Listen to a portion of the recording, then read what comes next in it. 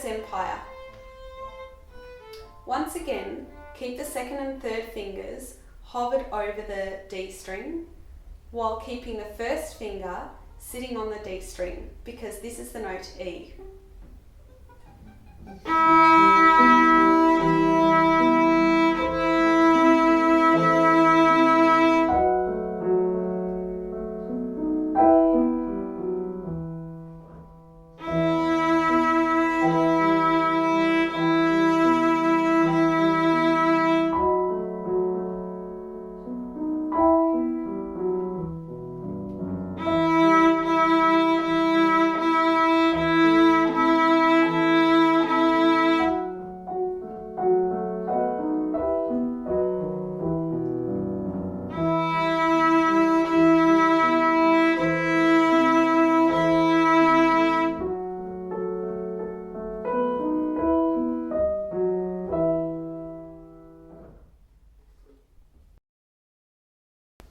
You now have the opportunity to play along with the piano accompaniments.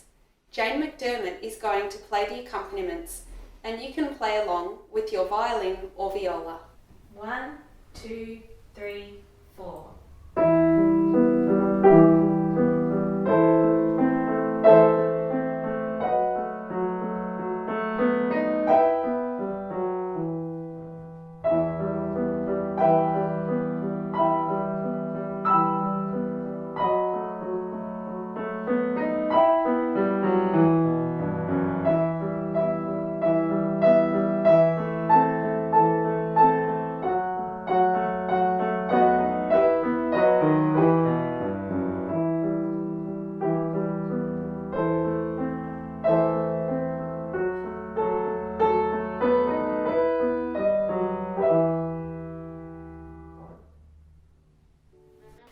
Well done on completing that song. Now you're up to the next challenge.